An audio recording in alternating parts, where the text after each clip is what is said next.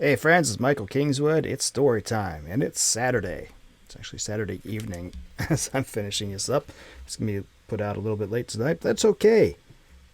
It's still Saturday, and it's Story Saturday. And we're reading story number 25 from Stories from the Great Challenge. As you recall, this is the Story a Week challenge that I did a couple of years ago now. 52 stories in the course of a year, and we're going through them once a week here for your listening pleasure. Number 25 is Playing for Scraps.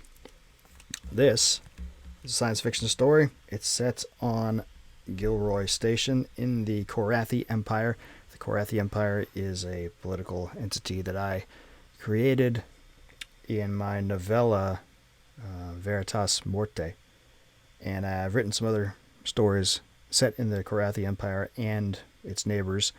And I'm going to be continuing to write more stories of them because it's a cool setting. And it also is in the same universe as this Space Navy book that I'm finishing up now that campaign season's done. So we'll be seeing a lot more of the Korathi Empire. The first book, Veritas Morte, deals with Crown Prince Lucien Bandemir and a plot to assassinate him and his father. The conceit for the whole thing came from Voltron. I don't know if you remember Voltron and Prince Lotor, the son of the evil emperor. And of course, they're both evil guys. Ooh, we love being evil. But what if the crown prince didn't realize his empire was the evil empire? Because he wouldn't, right? So I riffed off of that and then took it in its own direction. So I like that story and I like that setting, so I've written more. This is not set in that empire, but it's tangential at best to the other goings-on of the other stories that I've written about it. It's just there. So it's cool. It's about a private investigator who has to help out a musician who's in trouble with some criminal elements.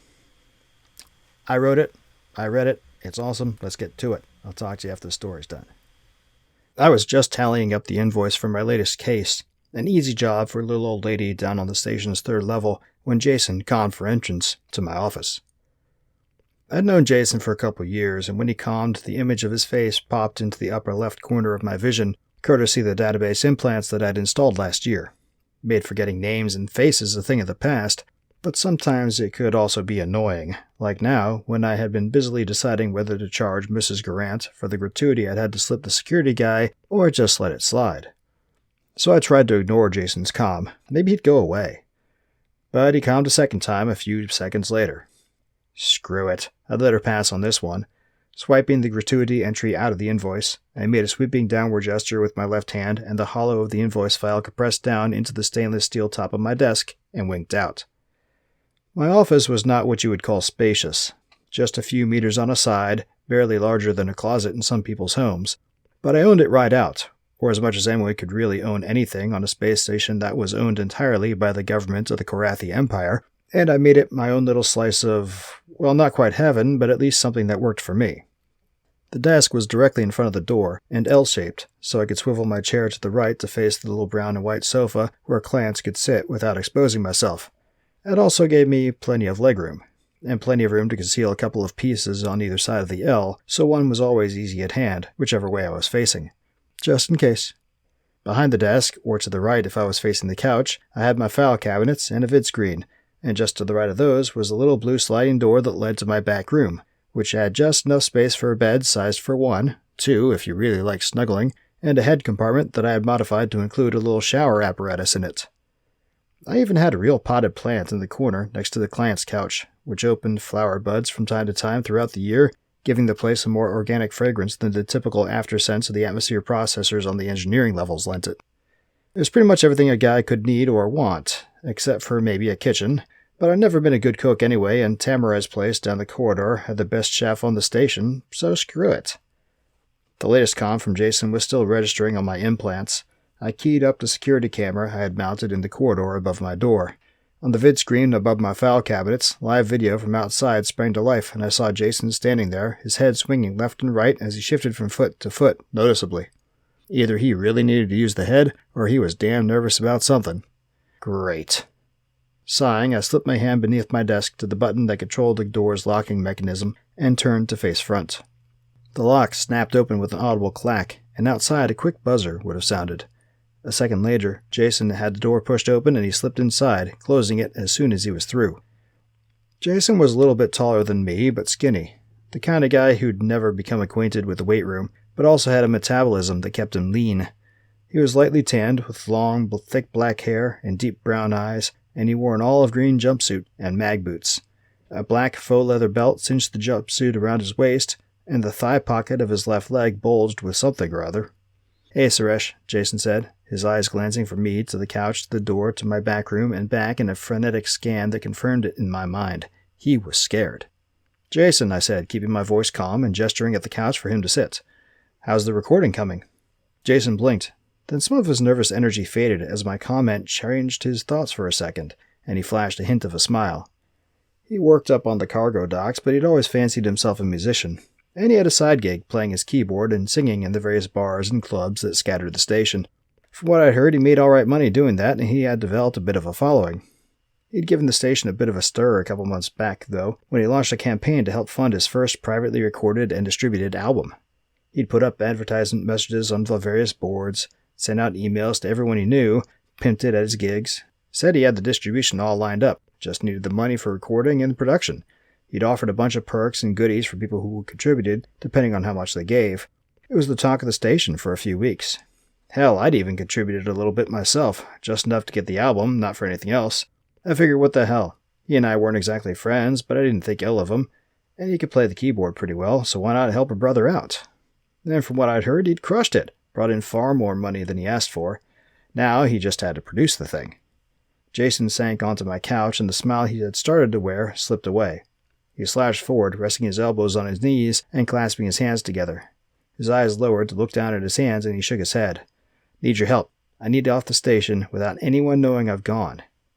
I wasn't entirely surprised he was in trouble, based on how he was acting, but I was surprised by the request. I cocked an eyebrow at him. "Why?"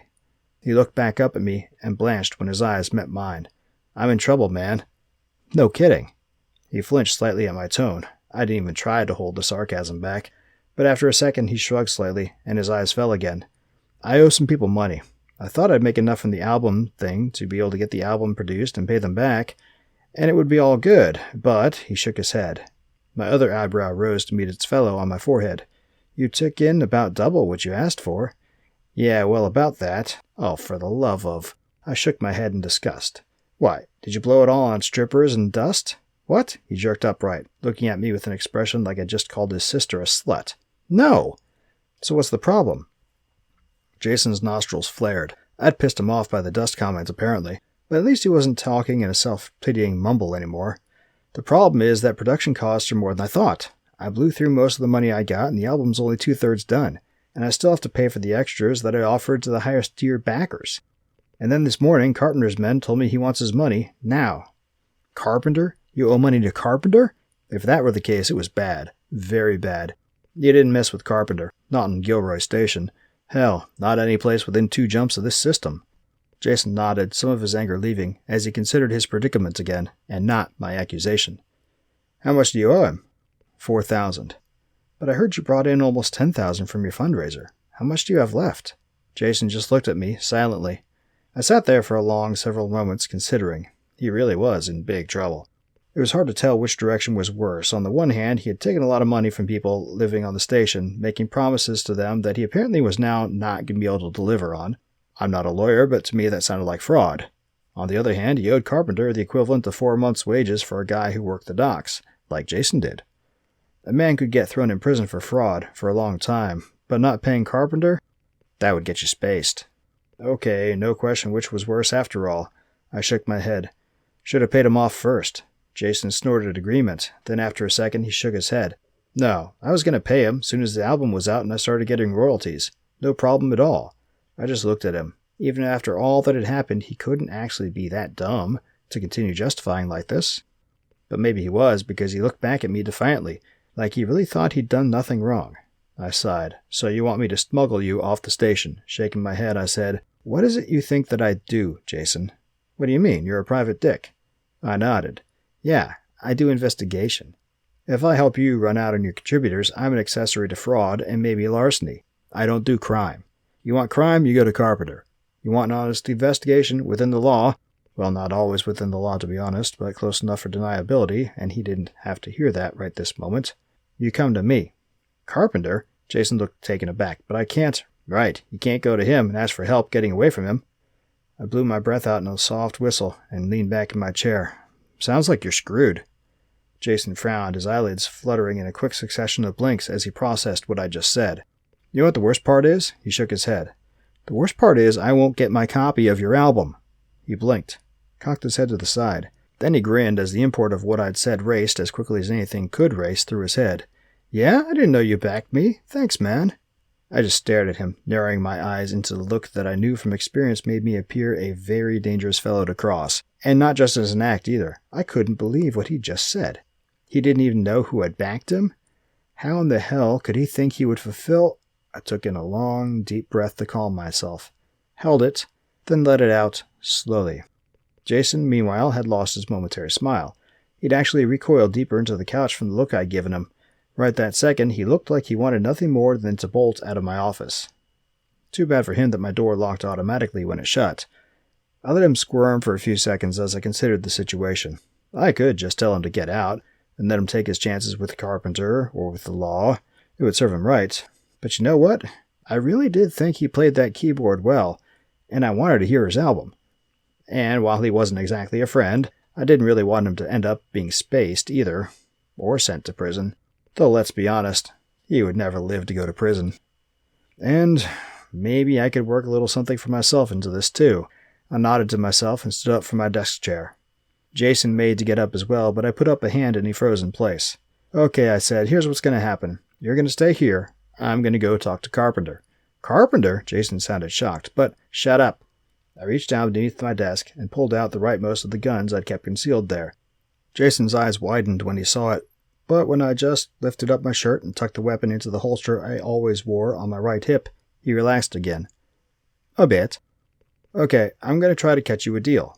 Probably take an hour or two, but if you're not here when I get back, the deal's off. His eyes flicked from the spot on my hip where the gun was now hidden beneath my shirt to my face, and he nodded. Then his eyes moved to my desk. Was he wondering what else I had stored there? Maybe money? Well, I did have a stash of cash in here, but he'd never find it in its hiding spot, and as for the other gun, the mechanism locking it in place beneath the left side of my desk was key to my DNA and wouldn't unlock for anyone else, so he could muck about with it all day and never get to the piece.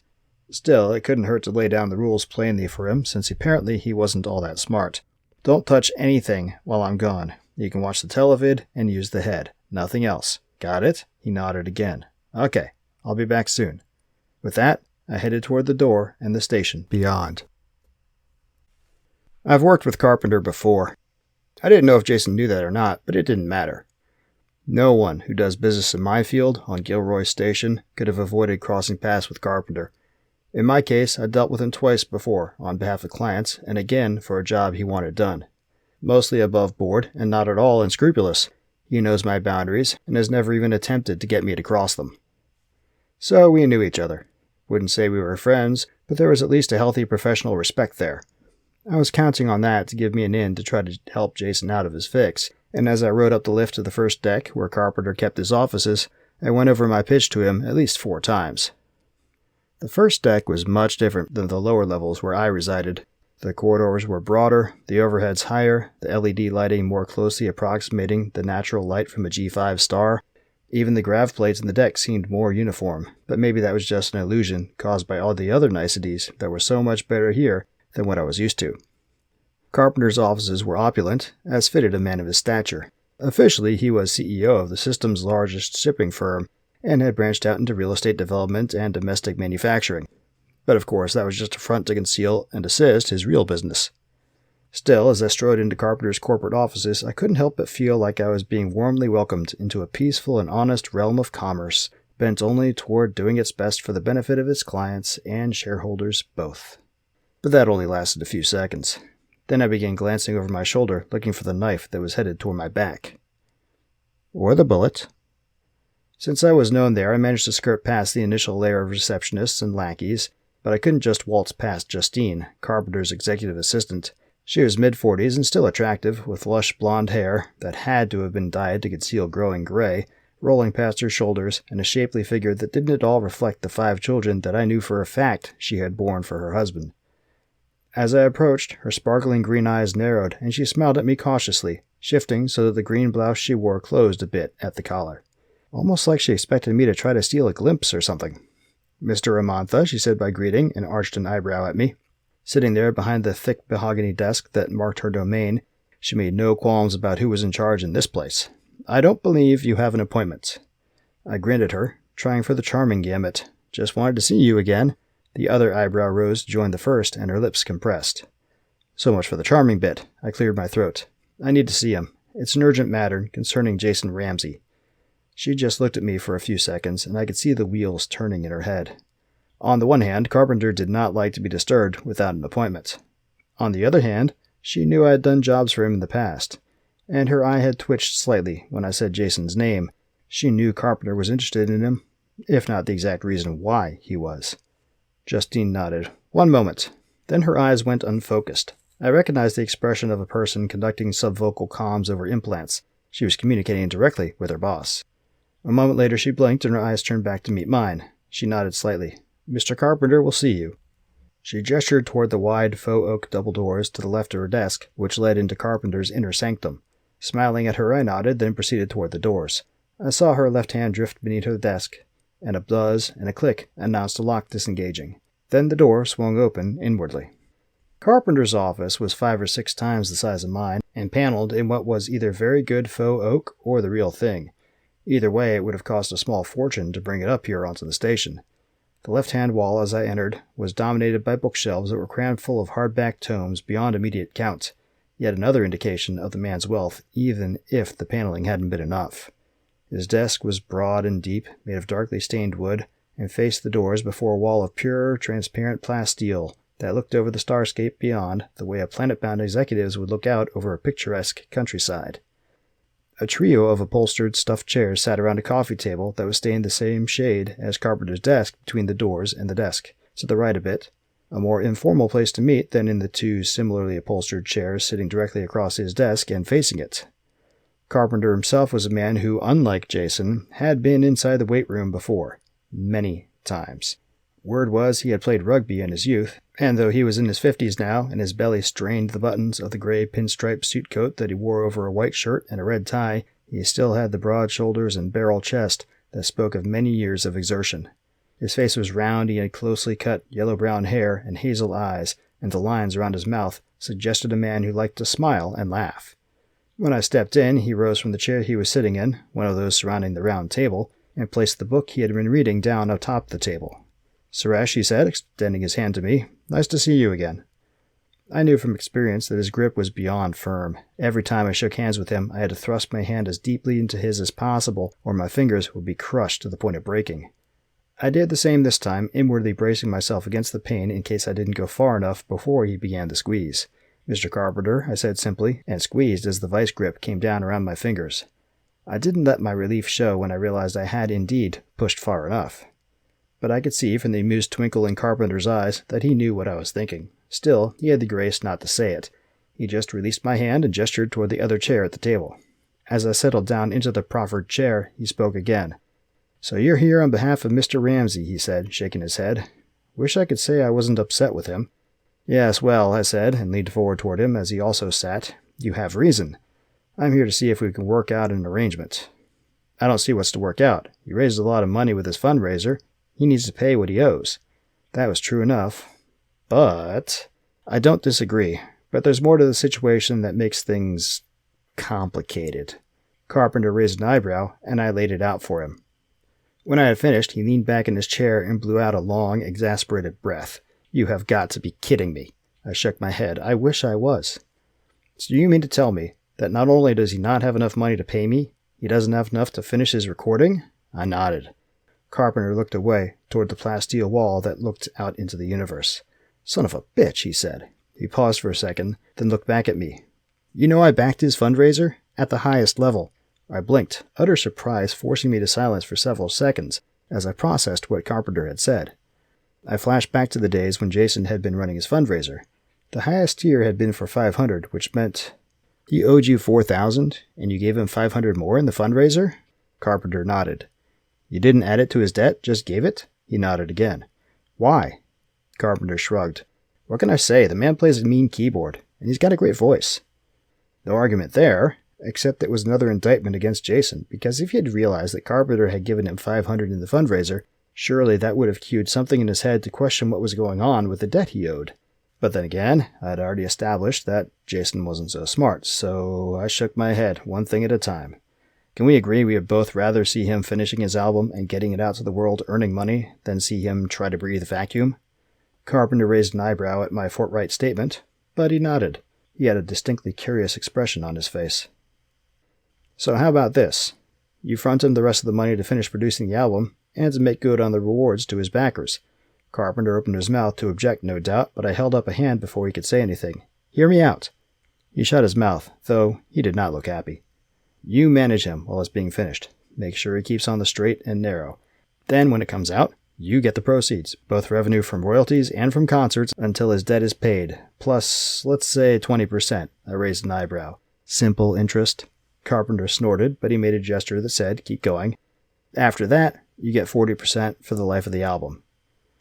Carpenter sat silently for half a minute, pondering. Then he shook his head. That's a lot of risk to take on my shoulders. For all you and I know, the album might not earn anything beyond what it already has. Then Jason works for you until his debt's paid with interest. I raised an eyebrow. Simple interest, I said again, and again Carpenter snorted. I continued, but I think neither of us believes it won't do well. If you add a little bit more funding for marketing in the surrounding systems, it might just catch on big, and then... I left the rest unsaid, but spread my hands and raised my eyebrows at him. The corners of Carpenter's mouth were beginning to turn upward slightly. That's more money out of my pocket, Suresh. I'll need more of a cut on the back end. How much more? 80%. I shook my head. 50. 70. 60. 65. I hesitated, then nodded. Done. Carpenter leaned back in his chair and inhaled, then let out a long, slow sigh. This could turn out to be a good thing, he said. I run Jason's musical career, get most of the proceeds. He raised an eyebrow. This goes well. I might open up my own label, I shook my head. Nah, this is just for this one album. After that, he's on his own. Carpenter's satisfied expression dropped a bit. Not sure I like that. He's not exactly a reliable man. Once I've made the investment to get him off the ground, I don't want him screwing it up in later efforts. That's between you and him. Later. If he wants to sign on with you again in the future, fine, but for this deal, I'm not committing him to anything further. What, you don't trust me? I didn't answer, just looked at him. Truth was, I didn't trust him, and though Jason and I weren't friends, I had no intention of signing him into indentured servitude to this man. Paying him back and giving him a piece of the action for his trouble? Sure. Forcing Jason to work with him forever? Not a chance. After a few seconds, Carpenter shrugged. Fine, he's free to do what he wants after this first album, as long as I get paid back with interest first. I raised an eyebrow and chuckled. Simple interest, he added, sounding amused, but he held up his finger. If he starts to produce his second album before I get my money back, I get the same cut of the second. That seemed fair. I nodded. Agreed. Well, Carpenter said, and moved to stand. I suppose all's well that ends well. Not quite, I said, not moving. Carpenter paused, then settled back into his seat. He eyed me sideways. What else is there? My cut, I said. His eyebrows rose. He's not my friend, I said. I'm only doing this because I don't want to see him spaced, and I like his music. I think I should get a finder's fee. Carpenter's lips turned downward slightly. How much? 10%. So I only get 55. There was the beginnings of anger growing there, and I hurried to clarify before that anger began to blaze. No, you get your 65. My 10% is on top of that. The anger fled, and Carpenter nodded in understanding. So 65 to me, 10 to you, and 25 to him? I nodded. But if it's all the same to you, I'd prefer he not know about my cut. Carpenter just looked at me for a moment, then said, so he thinks I'm getting 75, but in reality I'm kicking back 10 to you. And then in subsequent albums, if we continue working together? I shrugged. Like I said, that's between him and you. I don't want any part of it after that. If you two decide to keep working together, give him a 10% raise to sweeten the deal. Or keep the 75, doesn't matter to me. Carpenter burst out laughing. Then he held out his hand, and we shook. I didn't push far enough this time, and left feeling like my fingers had been broken. 75%? Jason's voice was higher pitched than normal, disbelief arguing with relief and then with resistance as he responded to my summation of the negotiation with Carpenter. "Sorry, man," I said as I unholstered my gun and slipped it into its clip beneath the desk, then settled back down into my chair. "He was rather irritated with you. I tried to get him less, but I spread my hands helplessly. Best I could do." Jason nodded slowly. "Yeah, I guess so." He looked away from me toward the vidscreen, which he had turned to a sitcom while I was away. He wasn't really watching it, just looking at the flashing images as he thought for a second. Then he said, "Still, it sucks he gets so much. I was thinking this would be my big break, you know?" "Yeah, well, it beats being a fugitive. Or sucking vacuum." Jason blanched and looked back at me. He nodded again, more quickly this time, that's for sure. He drew a deep breath, then rose. "Thanks, man. I really appreciate the help. You're a real friend." I didn't let my skepticism show about that. We hadn't really been friends even before this incident, so I just made a vaguely dismissive wave of my hand. "It's no big deal, just happy you'll get to produce your album." I paused, then added, "And keep breathing." Jason shook his head. "No, man, I mean it. You really saved my ass." He bit his lip, thinking for a second. Then he nodded to himself, coming to a decision of some sort. "Look, I don't have much money, but how about you take 10% off of what I make from the album?" I blinked. I hadn't truly expected he would make this kind of offer. But as long as he was, "You're getting 25%, so you mean I get 10% and you get 15? Or I get 2.5% and you get 22.5? Jason looked askance at me, then he shook his head. 2%'s bull crap. You deserve more than that. Straight 10. So Carpenter gets 75, I get 10, and you get 15. That doesn't seem fair to you." Jason snorted. "Like you said, without you, I wouldn't be getting anything." Spreading my hands, I leaned back in my chair and put on my deepest look of appreciation. "Jason, I really don't know what to say." "Don't say anything. You saved my ass, man. Thank you." He extended out his hand. We shook, and he left my office. As the door closed behind him, and the lock clacked back into place, I considered that this had turned out to be a pretty good day all around. On instinct, I opened up my invoicing program again, then swiped Mrs. Gorant's file open. Pretty sure she deserved a discount. This time. Okay, so part of where this story came from is as I've been a writer and learning how writing contracts work, particularly with novels, and learning how movie adaptations and licensing of rights work, and learning more about how the music industry has treated its artists over the years. Man, artists get screwed a lot, whether writers or musicians or you name it. And it's a bad scenario. And also, as you know, I've been doing some Kickstarter stuff. And when I wrote this in 2019, I had done a couple of Kickstarters.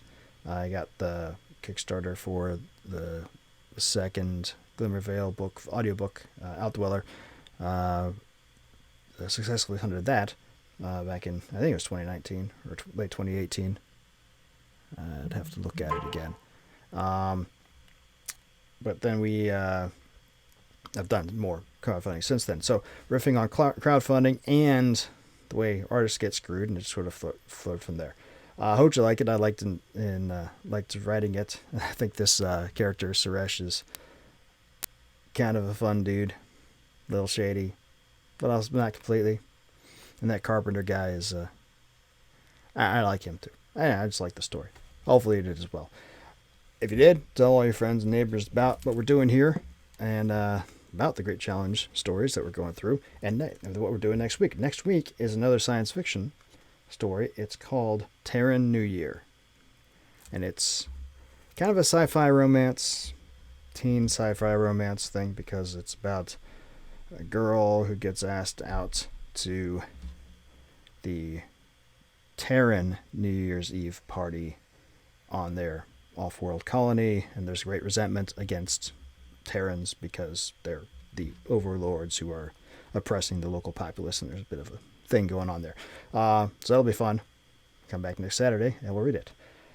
Let's see, what else is going to be going on this week? I am tomorrow finishing up the final proof of the ebook of campaign season, and we'll be getting that out to backers from the campaign by the end of the night tomorrow night. That is the commitment I've made, and so that's what we're going to do. Paperbacks will be going out to the backers in the next couple weeks after that, and the book itself will be released to the wide world on August 15th.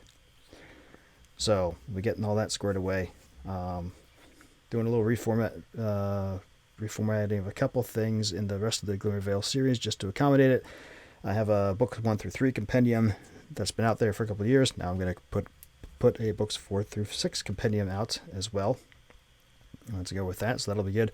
And as well, I think I'm going to do a Kobo exclusive, because the thing about Amazon and Barnes & Noble and all those places, the maximum royalty is in the range. You can only get the maximum royalties from $2.99 to $9.99 for your ebooks, but Kobo doesn't cap it.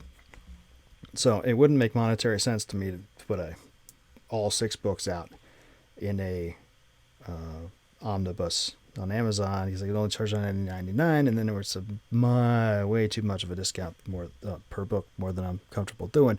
On Kobo, though, can put it out for like $20 or something, and so that makes more sense. So play to the Kobo strength. So I'll have the 2 omnibuses, 1 to 3 and 4 to 6 on the every place else and Kobo. And on Kobo alone, I'll have the full omnibus with all 6 novels and all 5 short stories in one thing. So that'll be cool. So in the next 2 weeks before the 15th, while we are getting ready for the release of campaign season, I'm going to be formatting, getting those out as well as finishing up the paperback formats and restarting the new Great Challenge, because that's going to start this week, and continue getting back to work on Warfare Qualified, which is an Icaran Confederation Navy novel that I started a couple years back and paused on when I got distracted by everything. 60-some thousand words into it, and it's not even halfway done. So it's going to be a big, thick book. It's based on, sort of autobiographical, because it's about a junior officer who shows up to his first ship and is getting qualified. Riffing off of some of the experiences I had, and experience as a junior officer doing that same thing, and some other experiences some of my friends had, and just applying U.S. Navy structure and culture and procedures to an extent, but general philosophy of activity, and to try to make it as realistic a ship experience as possible. So it's going to be awesome when I finish it. We're going to be kickstarting that. Hopefully, I'll probably do that towards the end of the year. Probably should be able to have it done, ready to go, end of the year, early next year, depending how much I actually hunker down and do the work. And there's a lot going on, so I don't have a firm target date on that yet. The end of the year for certain. As well, I'm also going to be putting out some more smaller bundles of short stories. I got 52 stories here. I've got a couple 10 packs of stories out already, and I've got a bunch of other stories that are not in this 52 that are also not in those 10 packs that are also not published yet. Then I'm going to bundle up 2 or 3 more 10 pack stories to 10 pack collections, and I'm thinking about doing a Kickstarter for those as well, probably in the fall. So those are the 2 closest things. The good thing about the 10 pack stories is they're already written, so I don't have to write them. So I can focus on the new Great Challenge short story a week and on Warfare Qualified for probably the rest of the year, and then I'll move on to the other novel that I haven't finished yet that I have on the back burner. And we'll get that finished probably early next year. But that is book 2. It's going to be part of a series, so I'm going to hold off and get the final book in that series done. Then I'm going to re-release. What this other book is the follow-up to my first book, Masters of the Sun, which the biggest mistake you can make as a writer is what I did, write book 1, and then move on to other things and never go back and do book 2. So book 2 is what I'm doing there. So I'm going to probably give me a 3-book sequence to finish that story up. And when I've got that done, when I've got that ready to go, next year, probably middle of next year, probably, hopefully, pull Masters off, recover, retitle, re-release all 3 of them together, or in the rapid release format that indies like to do, and finally get that loop closed. So that's the plan for the next year or so. We'll see how it works. Anyway, thanks for sticking around. thanks for liking these stories. By all means, since you like these stories, subscribe to the podcast, to the YouTube channel, and the Odyssey or the Rumble, wherever the heck you are. Tell all your buddies about it. Go by michaelkingswood.com. Sign up for the email list. Go by michaelkingswood.com/store. Buy books. Go to the website, michaelkingswood.com, which I already mentioned because I'm mentioning it again. You can be a member of the site. For a couple bucks a month. Help keep the lights on around here. But whatever you do, come back next week. And at some point I'm going to recommence the streams. I keep saying I'm going to recommence daily streams, and I haven't been doing it just because I've been busy. But I've got a number of topics I want to talk to. It's the beginning of a new month. I guess we'll do it this week. Anyway, so we'll start that too. So come back for that. Come back next Saturday. Till then, don't do anything I wouldn't do. Be good. Because I would do that.